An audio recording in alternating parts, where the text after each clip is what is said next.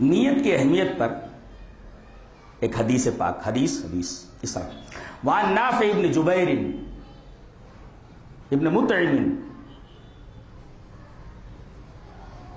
قال حدثتنی عائشة رضی اللہ تعالی عنہ قالت قال رسول اللہ صلی اللہ علیہ وسلم یغزو جیش الکعبۃ فإذا كانوا ببیداء من الارض یخسف بأولهم وآخرهم. قالت قلت یا رسول اللہ کیف یخسف بأولهم وآخرهم وفيهم أسواقهم ومن ليس منهم؟ قال يخسف بأولهم وآخرهم ثم يبعثون على نياتهم. رواه البخاری فی کتاب البیوع. حضرت امام بخاری رحمہ اللہ اس حدیث پاک کو ایسے ہی بخاری شریف کتاب البیوع کے اندر لائے. راوی حضرت نافع ابن جبیر ابن مطعم ہے. وہ فرماتے ہیں کہ حضرت عائشہ رضی اللہ تعالی عنہ فرماتی ہیں کہ رسول اکرم صلی اللہ علیہ وسلم نے ایک دفعہ ارشاد فرمایا کہ قرب قیامت میں ایک لشکر چلے گا. جیش لشکر، ایک لشکر چلے گا.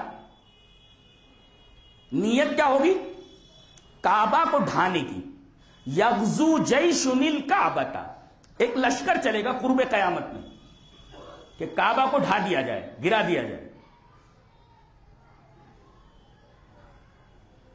ابھی لشکر چلا، نبی نے فرمایا فَإِذَا كَانُوا بِبَيْدَاءَ مِنَ الْأَرْضِ، جب یہ ایک میدان میں پہنچیں گے، بیلم اس میدان، ایک چٹیل میدان میں یہ پہنچیں گے تو یخسف بأولہم وآخرہم، تو شروع سے لے کر آخر تک اس پورے لشکر کو زمین میں دھسا دیا جائے گا. کوئی بھی زندہ نہیں بچے گا، ایک آدمی بھی زندہ نہیں بچے گا. اس کے اول کو آخر کے ساتھ زمین میں دھسا دیا جائے گا.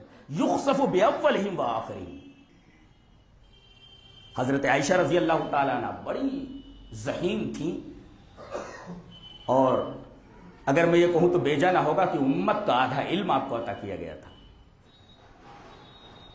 سوال کر بیٹھی، اللہ کے رسول ایسی بات کیسے کر رہے ہیں آپ؟ قالت، حضرت عائشہ فرماتی جب یہ حدیث میں نے نبی سے سنی تو میں نے سوال کیا، قلت یا رسول اللہ، میں نے سوال کیا کہ اللہ کے رسول کیف یخسف بأولہم وآخرہم، سارے لوگوں کو زمین میں کیوں دھسا دیا جائے گا؟ وفیہم اسواقہم، اس میں سارے لوگ تو کعبہ کو ڈھانے کی غرض سے نہیں جا رہے ہوں گے. ارے کچھ لوگ جب لشکر چلتا ہے تو اپنا سامان بیچنے کے لیے دکان لے کر کے چلتے ہیں. وہ فیہم اسواقہم، سوق مس مارکیٹ جمع اسواق. تو کچھ لوگ اپنا سامان بیچنے کے لیے اس لشکر کے ساتھ شامل ہو جاتے ہیں. ان کی نیت وہ نہیں ہوتی جو لشکر کی نیت ہے. ومن لیس منہم، وہ لشکر میں سے نہیں ہوتے، وہ ان کا مقصد کچھ دوسرا ہوتا ہے. وہ لشکر کے ساتھ اپنا سامان بیچنے کے لیے شامل ہو جاتے ہیں. اللہ کے رسول ان کو کیسے دھسا دیا جائے گا؟ اور آپ فرما رہے ہیں کہ کوئی بھی زندہ نہیں بچے گا جو بھی ان کے ساتھ رہے گا.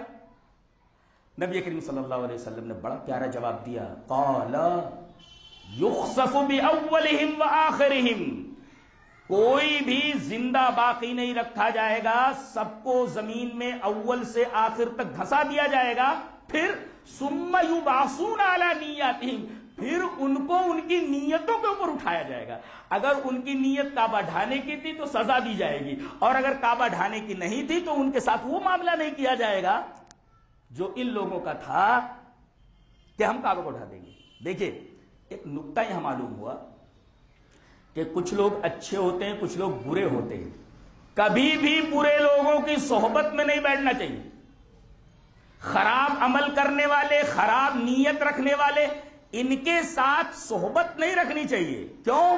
اس لیے کہ جب اللہ کی گرفت آتی ہے تو اگرچہ وہ آدمی اچھا ہے لیکن برے لوگوں کی صحبت میں رہنے کی وجہ سے جب برے لوگوں پر گرفت ہوتی ہے تو وہ آدمی بھی بچتا نہیں ہے، اسے بھی پکڑ لیا جاتا ہے. تو صحبتیں اچھی رکھو، اچھی صحبت رکھو گے تو فائدہ ہوگا، اور بری صحبت رکھو گے تو آپ کا دنیاوی فائدہ بھی حاصل ہونے والا نہیں ہے اور اخروی فائدہ بھی نہیں ہونے والا، اس لیے کہ اگر گرفت ہوئی تو آپ نہیں بچیں گے.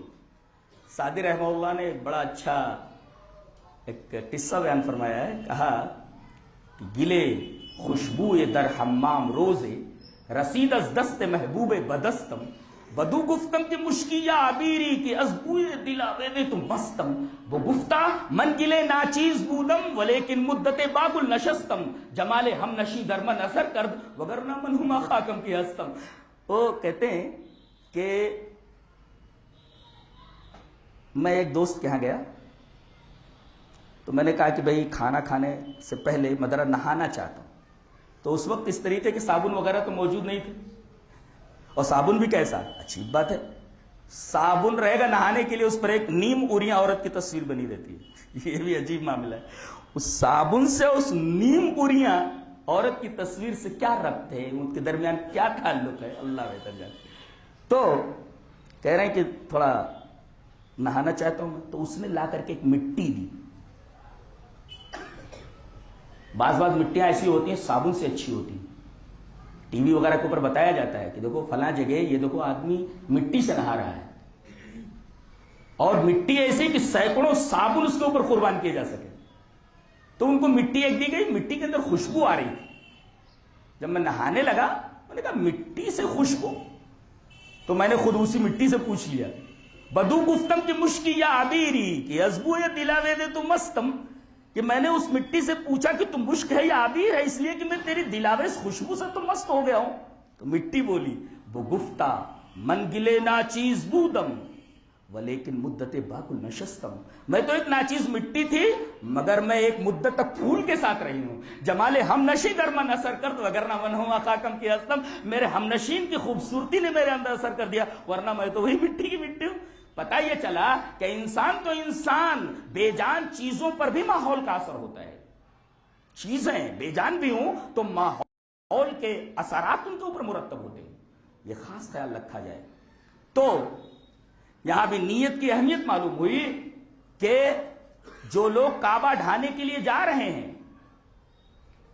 ان کے ساتھ کچھ ایسے لوگ بھی ہیں جن کی نیت کعبہ ڈھانے کے لیے نہیں ہے، لیکن جب اللہ کی گرفت آتی ہے تو دونوں لوگوں کو مورد عذاب بنا دیا جاتا ہے۔ ہاں جب اٹھایا جائے گا تو ان کی نیتوں کے اوپر اٹھایا جائے گا، ثم یبعثون علی نیتہم۔ پتہ یہ چلا کہ آدمی جب اپنی قبر سے اٹھے گا تو اپنی نیت کے اوپر اٹھے گا، یہ نقطہ بھی معلوم۔